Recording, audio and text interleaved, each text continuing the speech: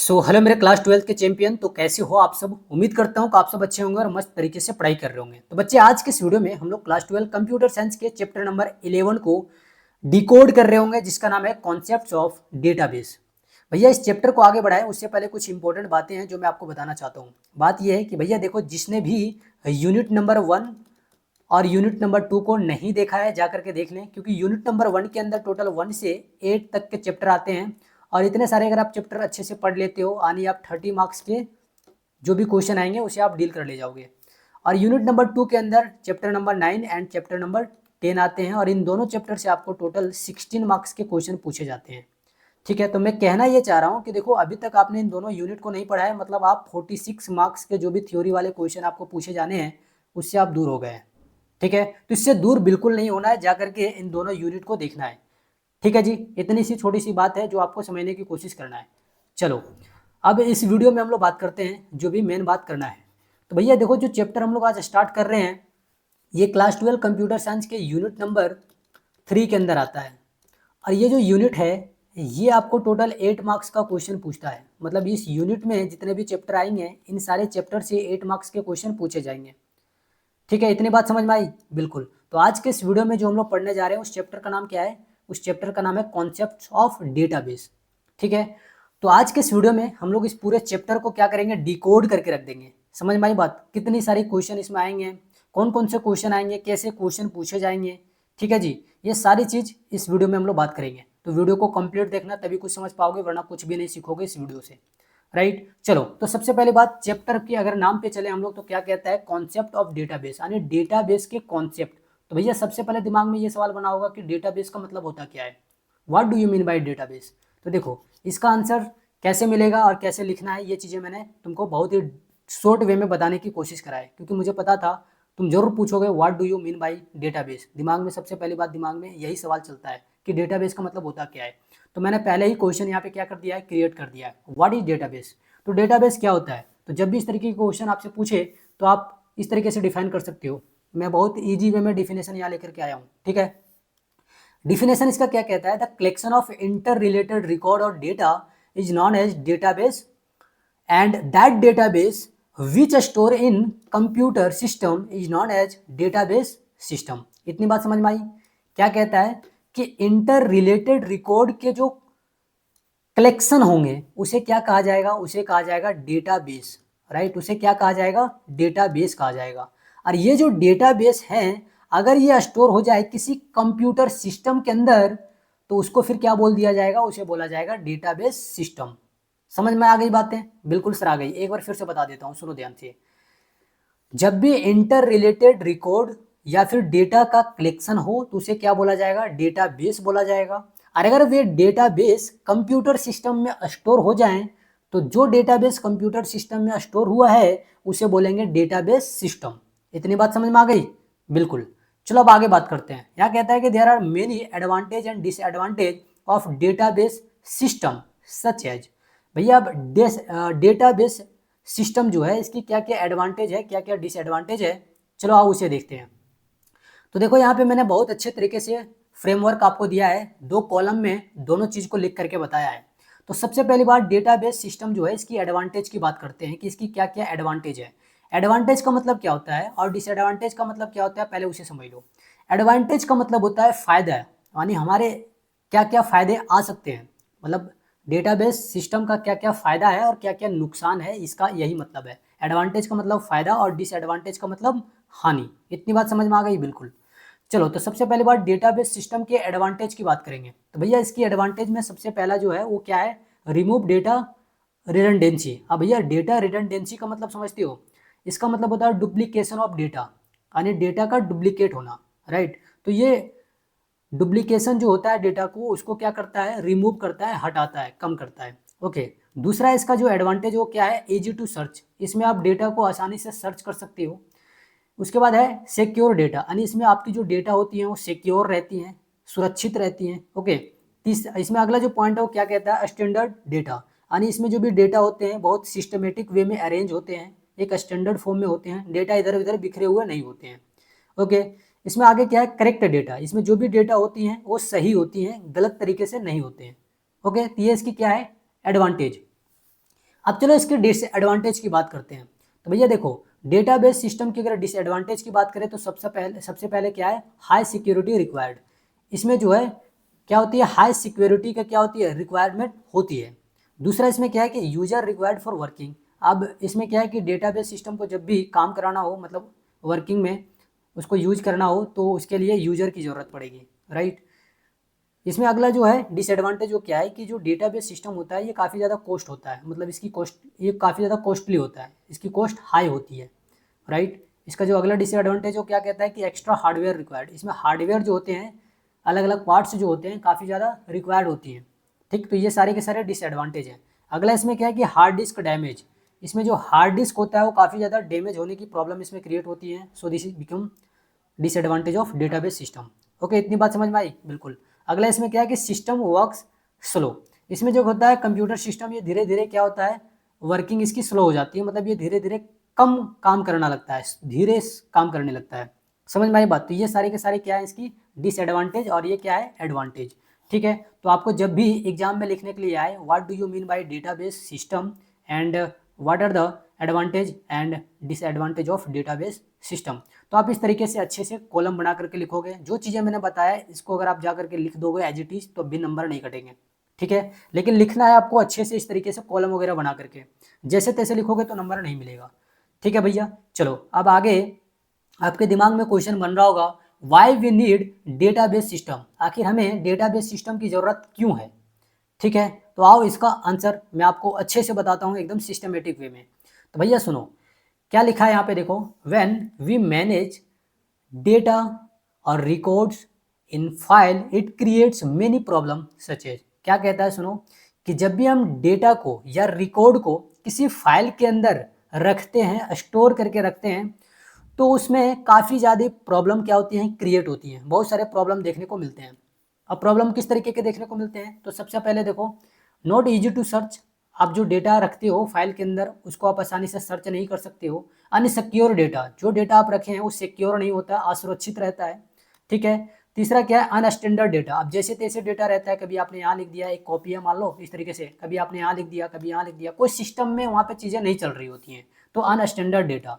फिर क्या है, इनकरेक्ट डेटा। अब मान लो यहाँ लिखना था ललन, लिख दिया तुम फलन, तो यहाँ पे क्या होती है, इनकरेक्टनेस भी होती है काफ़ी ज़्यादा।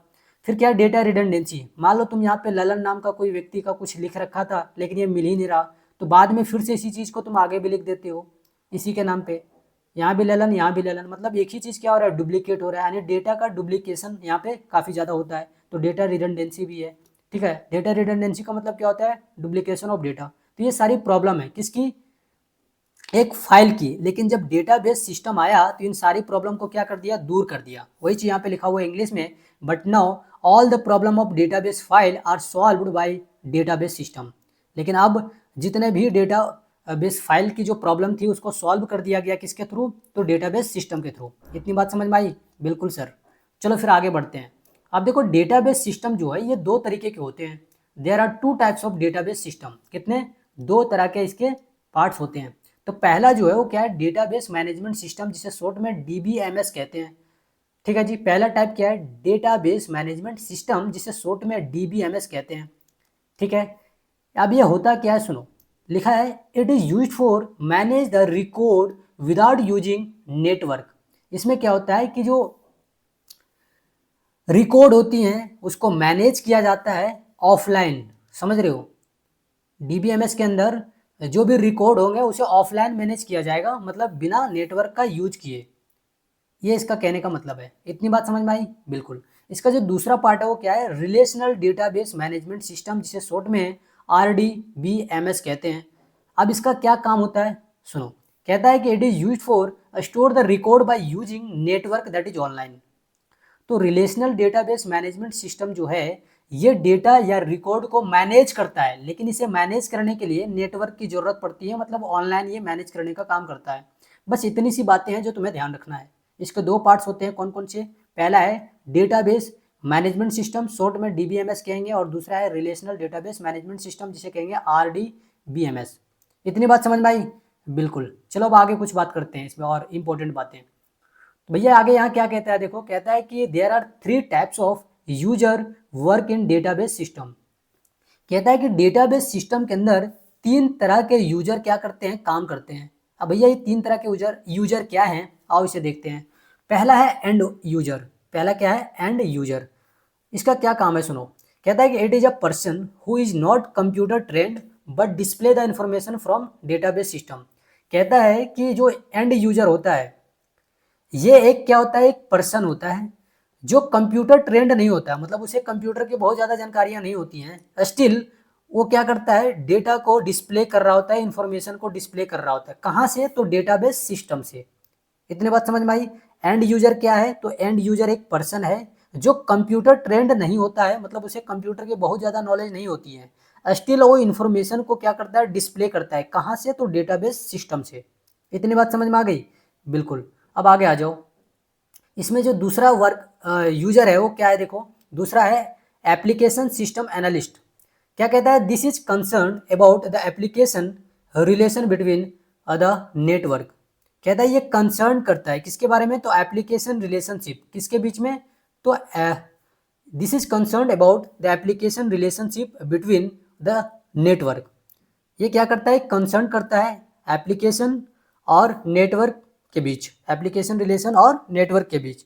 समझ में आई बात, ठीक है। थर्ड में क्या है कि फिजिकल स्टोरेज एनालिस्ट। इसका थर्ड वर्क यूजर कौन सा है, फिजिकल स्टोरेज सिस्टम एनालिस्ट। क्या कहता है, this user is concern about the storage of record in database system. कहता है कि ये जो यूजर होता है ये कंसर्न करता है किसके बारे में, तो जो भी रिकॉर्ड स्टोरेज हो रहे हैं, स्टोर हो रहे हैं कहाँ पे, डेटाबेस सिस्टम में, उसके बारे में। This user is concern about storage of record in database system. इतनी बात समझ में आती है, बिल्कुल। अब देखो डेटाबेस सिस्टम के अंदर ना अलग अलग लेबल हैं, ठीक है जी। समझ में आई बात। अब देखो लेबल, तो तीन तरह के यहाँ पे लेबल क्या करना है, हम लोग को पढ़ना है। इसमें तीन तरह के लेबल होते हैं किसके अंदर, तो डेटाबेस सिस्टम के अंदर। अब भैया कौन कौन से हैं, आओ इसकी बात करते हैं। तो पहला है इंटरनल लेबल, ठीक है जी। क्या कहता है, those label which describe how the data are store in storage medium is known as internal label, it is also known as physical label. क्या कह रहा है कि जो हमारे पास क्या है देखो स्टोरेज मीडियम में किस तरह के डेटा, देखो फिर से एक बार पढ़ देता हूँ इसको। क्या कहता है, those label which is describe how the data are store in storage medium is known as internal label, it is also known as physical label. भैया क्या कह रहा है कि एक ऐसा लेबल जो डिस्क्राइब करता है हाउ द डेटा, मतलब डेटा कैसा है जो स्टोरेज मीडियम में स्टोर हो रहा है, ठीक है। तो स्टोरेज मीडियम में किस तरह का डेटा स्टोर हो रहा है, अगर इसकी बात कोई करे तो उसको क्या बोलेंगे, इंटरनल लेवल, या इसी को क्या कहते हैं, इसी को कहते हैं फिजिकल लेवल। अरे इतनी बात समझ में आई, बिल्कुल आ गई। सर आगे बढ़ो। दूसरा है कंसेप्चुअल लेवल। दूसरा क्या है, कंसेप्चुअल लेवल। कहता है those level which is describe what type of data are store in storage medium is known as conceptual level, ठीक है। उसमें क्या था, कैसा डेटा, इसमें किस तरह के डेटा, ठीक है जी। तो किस तरह के डेटा स्टोरेज मीडियम में क्या हो रहे हैं, स्टोर हो रहे हैं, उसको अगर पता करेगा कोई तो पता करने वाले को क्या बोलेंगे, कॉन्सेप्चुअल लेवल बोलेंगे। समझ में आई बात, इतनी बात समझ में आ गई, बिल्कुल। थर्ड यहाँ पे क्या देखो, एक्सटर्नल लेवल। क्या है, एक्सटर्नल लेवल।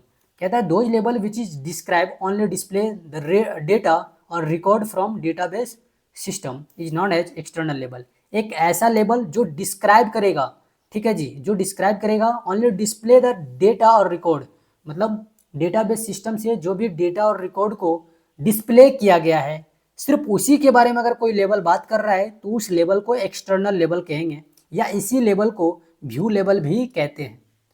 मतलब external level is also known as view level. इतनी बात समझ में आई, बिल्कुल। अब चलो आगे हम लोग बात करते हैं मॉडल के बारे में। भैया ये बड़ी इंपॉर्टेंट है, यहाँ से आपको लिखने के लिए आता है कई बार क्वेश्चन, ठीक है। तो मॉडल की बात करेंगे। क्या है, model of database system. Database system के मॉडल, तो भैया क्या कहता था, model of database system is use for store the record और डेटा। तो डेटाबेस सिस्टम का जो मॉडल है इसका यूज किया जाता है डेटा या रिकॉर्ड को स्टोर करने के लिए। There are three type of model we have to read in database system. अब भैया डेटाबेस सिस्टम के अंदर हमें तीन तरीके के मॉडल को क्या करना होगा, पढ़ना होगा। जैसे पहला है रिलेशनल मॉडल, ठीक है जी। पहला क्या है, रिलेशनल मॉडल। तो क्या कहता है, it is use for represent the record in table that is row and column. समझ रहे हो, that is in row and column. कह रहा है कि रिलेशनल मॉडल का यूज हम लोग तब करते हैं जब किसी डेटा को टेबल के फॉर्म में क्या करना हो, रिप्रेजेंट करना हो। देखो ये टेबल है ना, तो जब भी हम इस तरीके से डेटा को क्या करेंगे, रिप्रेजेंट करेंगे, तो किस मॉडल में करेंगे, तो रिलेशनल मॉडल में करेंगे। समझ में आई बात। तो रिलेशनल मॉडल कहता है कि जब भी डेटा को क्या करना हो, रिप्रेजेंट करना हो, तो उसके लिए एक टेबल की जरूरत पड़ेगी। अब इस टेबल में ध्यान से देखो, तो इधर वाले जो भी हैं ऐसे, इधर वाले जो भी है, ऐसे कहा जाएगा क्या, रो। इसको क्या कहा जाएगा, रो। ठीक है। और भैया इधर से जो ऊपर से हैं इस तरीके से खड़े हुए वर्टिकली, इसको क्या बोलेंगे, इसको बोलेंगे कॉलम। ठीक है, इसको क्या बोलेंगे, कॉलम। इतनी बात समझ में आई, बिल्कुल आई। चलो ठीक है। तो रिलेशनल मॉडल में क्या होता है, हमें एक टेबल की जरूरत होती है डेटा को रिप्रेजेंट करने के लिए। टेबल के फॉर्म में इसमें डेटा क्या होते हैं, रिप्रेजेंट हो रहे होते हैं। ठीक है भैया। दूसरा है नेटवर्क मॉडल। क्या है, नेटवर्क मॉडल। मैं यहाँ पे फिगर भी लेकर के आया हूँ ताकि आपके दिमाग में विजुअल बन सके, राइट। तो दूसरा क्या है हमारे पास, नेटवर्क मॉडल। अब भैया नेटवर्क मॉडल का मतलब क्या होता है, कहता है it is use for represent the record in graph like structure. ठीक है, it will be fully connected. समझ में आई बात। कहता है कि इसमें मतलब नेटवर्क मॉडल में जो हम डेटा है, डेटा को रिप्रेजेंट करेंगे, वो एक ग्राफ की तरह करेंगे। और ये जो ग्राफ होगा कैसा होगा, तो इस तरीके का होगा। समझ में आई बात। It is use for represent the record in graph like structure. समझ में आई बात। ग्राफ के जैसा एक स्ट्रक्चर होगा, उसमें हम लोग डेटा को क्या करेंगे, रिप्रेजेंट करेंगे। किसके अंदर, तो नेटवर्क मॉडल के अंदर। और ये जो ग्राफ होंगे, ये जो डेटा होंगे, एक दूसरे से रिलेटेड होंगे, मतलब इंटरकनेक्टेड होंगे। समझ में आई बात। तो देखो ये डेटा इस तरीके से कनेक्टेड है कि नहीं, समझ में आई बात, एक दूसरे से क्या है, कनेक्टेड है। तो ये बात को समझ रहे हो। तो ये फिगर है, आप अच्छे से इसको क्या कर सकते हो, अच्छे से आप इसे याद रख सकते हो, बना सकते हो। ठीक है, समझ में आ गया बात। चलो इसकी अगले मॉडल के बारे में बात करते हैं, मॉडल थर्ड। तो थर्ड नंबर पे जो मॉडल है वो क्या है, हायरार्किकल मॉडल। भैया हायरार्किकल मॉडल का मतलब क्या होता है, सुनो। कहता है कि it is use for represent the record in tree like structure. कहता है कि इसमें जो हम डेटा को या रिकॉर्ड को रिप्रेजेंट करेंगे, समझ रहे हो, इसमें क्या होगा, ट्री लाइक स्ट्रक्चर होगा। मतलब जो स्ट्रक्चर बन रही होगी वो ट्री लाइक होगा। भैया देखो यहाँ पे एक ट्री होता है, उससे शायद बहुत सारी कहानियाँ निकल रही होती हैं, मतलब समझ रहे हो, क्या बोलते हो उसको, डालियाँ। तो देखो यहाँ पे निकल रहा है। तो जब भी ट्री लाइक स्ट्रक्चर में हम डेटा को रिप्रेजेंट कर रहे हैं, तो वैसे मॉडल को क्या बोलेंगे, हायरार्किकल मॉडल कहेंगे। आगे कह रहा है इसमें it is just like network model. देखो नेटवर्क मॉडल में भी कुछ इसी तरीके का सिनेरियो था, जटिल कॉम्प्लिसिटी यहाँ पे देखने को मिल रही थी। ठीक है, तो दोनों क्या है, एक दूसरे की तरह दिखते हैं। ठीक है भैया, अब आगे आ जाओ, वर्किंग इन रिलेशनल मॉडल। अब ये इंपॉर्टेंट है, इसके बारे में ध्यान से सुनना, बहुत इंपॉर्टेंट है। यहाँ से ऑब्जेक्टिव में क्वेश्चन आते हैं, कई बार आपसे रिटन फॉर्म में भी यहाँ से क्वेश्चन पूछ लेता है। So this is the important part of this chapter, so please focus on the screen. Okay, चलो भैया, तो बस वर्किंग इन रिलेशनल मॉडल की बात करेंगे। तो देखो यहाँ पे क्या बोला है कि the relational model store the record in table with flowing terms. भैया रिलेशनल मॉडल के अंदर हम लोग जो भी डेटा है, जो भी रिकॉर्ड है, उसको क्या करते हैं, स्टोर करते हैं। और उसके लिए अलग अलग टर्म्स हैं, अलग अलग टर्मोलॉजी हैं, जिसके बारे में हम लोग अभी यहाँ पे देखेंगे। जैसे इसमें आता है रिलेशन। तो भैया रिलेशन का मतलब क्या है, तो जो भी हम टेबल की बात करते हैं, इसी टेबल को क्या कहते हैं, वहाँ पे इसी टेबल को कहा जाता है रिलेशन। समझ में आया बात, इसी टेबल को क्या कहा जाएगा, रिलेशन कहा जाएगा। ठीक है, इतनी बात समझ में आती है, बिल्कुल आती है सर। तो जो टेबल है इसी को क्या कहा जाएगा, इसी को कहा जाएगा रिलेशन। तो ये पूरा का पूरा क्या है, रिलेशन है। इतनी बात समझ में आई। ठीक है, रिलेशनल मॉडल के अंदर जो हमारी टेबल होती है, उसी को क्या कहते हैं, रिलेशन कहते हैं। ठीक है, in relation model table, in relational model table is said to be a relation. इतनी बात समझ में आई, बिल्कुल। चलो दूसरा क्या है, tuple. It means row of a relation. तो भैया इसमें रो कौन से हैं, देखो रो है ये। ठीक है, तो रिलेशनल मॉडल के अंदर जो रो होंगे टेबल में, उस टेबल में जो रो है उसको क्या बोला जाएगा, टप्पल बोला जाएगा। क्या बोला जाएगा, टप्पल बोला जाएगा। इतनी बात समझ में आई। ठीक है, आगे बोल रहा है एट्रीब्यूट। तो एट्रीब्यूट का मतलब क्या है, it means column of a relation.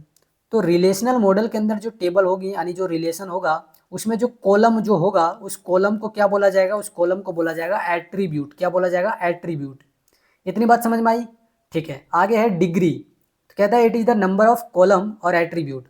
तो डिग्री, ये कितने नंबर ऑफ कॉलम है, ये नंबर ऑफ कितने कॉलम है, इसकी अगर हम लोग बात करेंगे तो इसको क्या बोला जाएगा, इसको बोला जाएगा डिग्री बोला जाएगा। समझ में आ गई बातें। फिर अगला है कार्डिनलिटी। तो भैया कार्डिनलिटी का मतलब क्या होता है, it is the number of tuple और रो। तो ये जो नंबर ऑफ रो होंगे, इस नंबर ऑफ रो को क्या बोलेंगे, कार्डिनलिटी बोलेंगे। इतनी बात समझ में आ गई। चलो भैया अब आगे बात करते हैं व्यू। अब व्यू का मतलब क्या होता है इसे समझो। कहता है कि it is a kind of virtual table which is not really exist but display the record और इन्फॉर्मेशन डिपेंड अपॉन कंडीशन। कहता है कि व्यू का मतलब क्या होता है समझो। कहता है कि एक ऐसा टेबल जो वर्चुअल हो, वर्चुअल मतलब समझ रहे हो, जो रियल लाइफ में एग्जिस्ट ही ना करता हो, लेकिन फिर भी ये रिकॉर्ड या फिर इंफॉर्मेशन को क्या करेगा, डिस्प्ले करेगा। कैसे, तो किसी पे डिपेंड होकर के, किसी कंडीशन पे डिपेंड रहेगा और तुम्हें क्या करेगा, रिकॉर्ड या इंफॉर्मेशन को डिस्प्ले करेगा। ठीक है, तो ऐसा जब भी होगा तो उसे क्या बोलेंगे, व्यू बोलेंगे।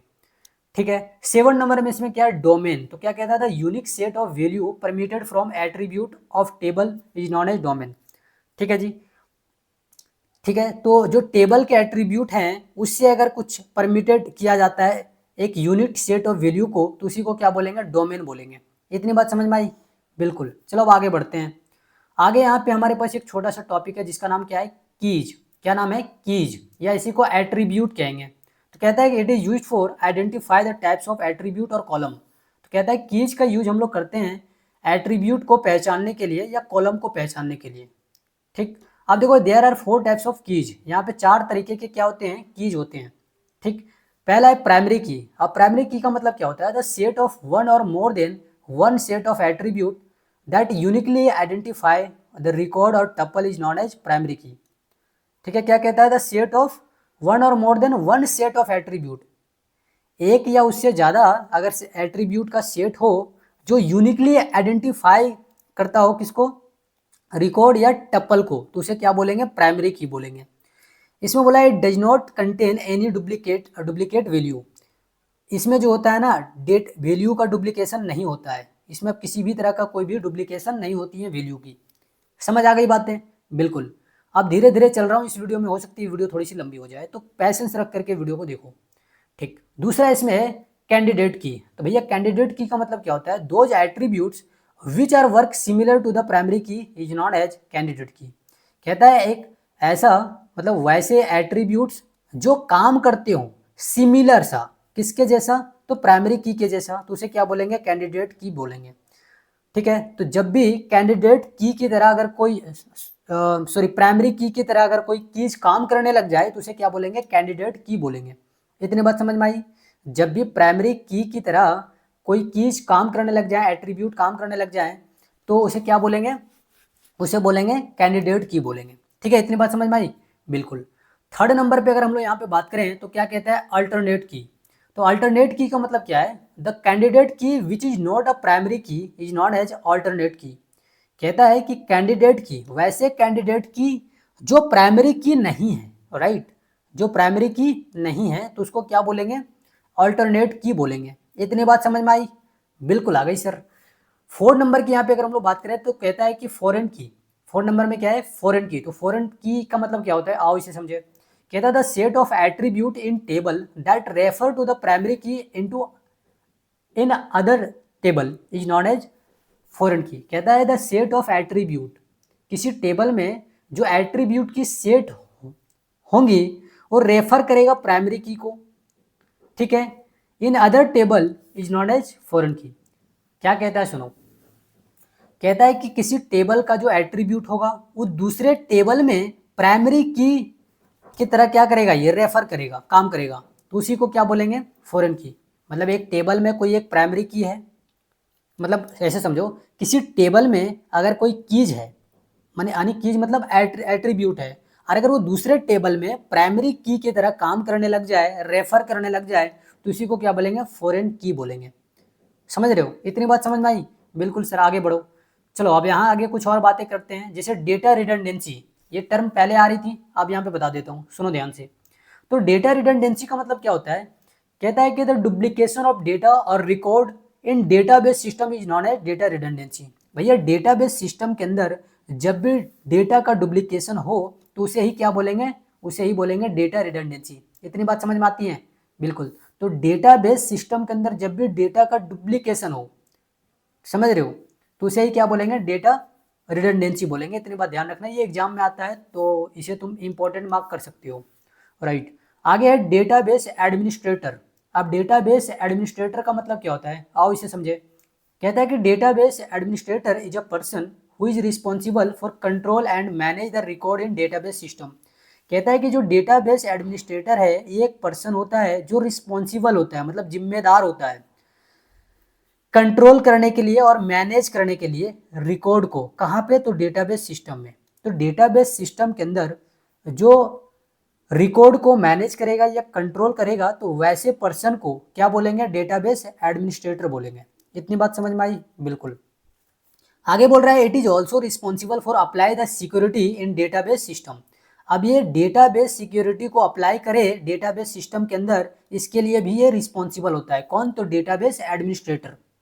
अरे इतनी बात समझ में आ गई, बिल्कुल। आप चलो नॉर्मलाइजेशन की बात करते हैं। भैया नॉर्मलाइजेशन एग्जाम वगैरह में सुना होगा तुम लोगों ने, जैसे लास्ट अभी कुछ महीना पहले नॉर्मलाइजेशन के प्रति बिहार में काफ़ी ज़्यादा क्या चल रही थी, बवाल मची थी। ठीक है, तो वहाँ भी आपने नाम सुना होगा। लेकिन यहाँ नॉर्मलाइजेशन का मतलब क्या है, आओ इसे समझते हैं।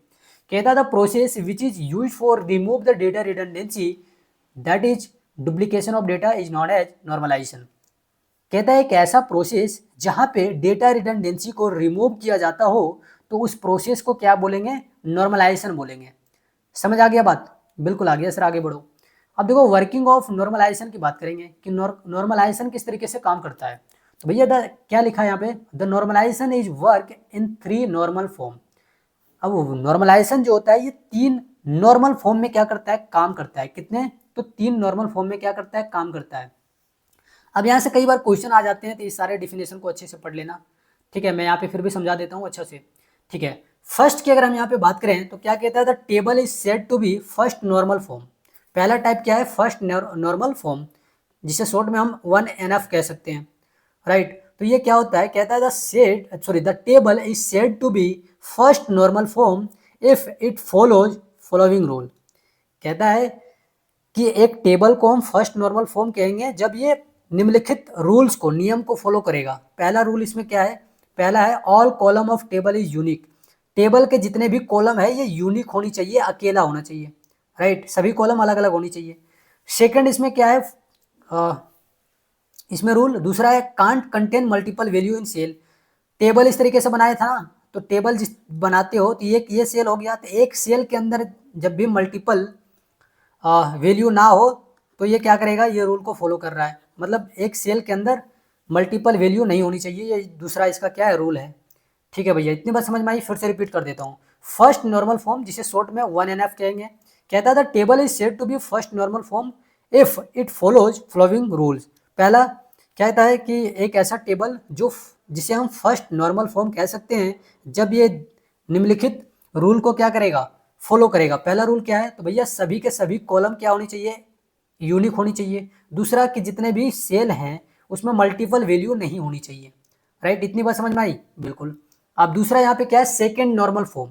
तो सेकंड नॉर्मल फॉर्म का मतलब क्या होता है, the table is said to be second normal form if it follow following rule. तो भैया पहला रूल क्या होनी चाहिए सेकंड नॉर्मल फॉर्म होने के लिए, जिसे शॉर्ट में 2NF कहते हैं। तो सबसे पहली बात कि ये इसका पहला रूल ये है कि सबसे पहली बात कि ये 1NF होनी चाहिए, यानी फर्स्ट नॉर्मल फॉर्म में होना चाहिए। दूसरा इसका रूल है कि it is use for merge the record, और इसका यूज जो है किस लिए किया जाना चाहिए, रिकॉर्ड को मर्ज करने के लिए किया जाना चाहिए। मतलब ये दोनों रूल फॉलो होगा तब हम इसको क्या बोलेंगे, सेकेंड नॉर्मल फॉर्म बोलेंगे। ठीक है, चलो आगे बात करते हैं थर्ड नॉर्मल फॉर्म के बारे में। तो थर्ड नॉर्मल फॉर्म यहाँ क्या कहता है, द थर्ड नॉर्मल फॉर्म जिसे हम शॉर्ट में 3NF कहते हैं, कहता था table is said to be third normal form if it follow following rules. तो भैया थर्ड नॉर्मल फॉर्म में होने के लिए कौन कौन से रूल है जो हमें फॉलो करना पड़ेगा। तो सबसे पहली बात it should be in second form, मतलब सेकंड नॉर्मल फॉर्म। तो थर्ड नॉर्मल फॉर्म होने के लिए तुम्हें क्या करना पड़ेगा, सबसे पहले देखना होगा कि ये सेकंड नॉर्मल फॉर्म में है कि नहीं। अगर नहीं है तो ये थर्ड नॉर्मल फॉर्म नहीं होगा। ठीक है, तो इसका पहला कंडीशन है कि ये सेकंड नॉर्मल फॉर्म में होना चाहिए। दूसरा है कि it should be transitive in nature, और दूसरा इसमें क्या रूल है कि ये नेचर में ट्रांजिटिव होनी चाहिए।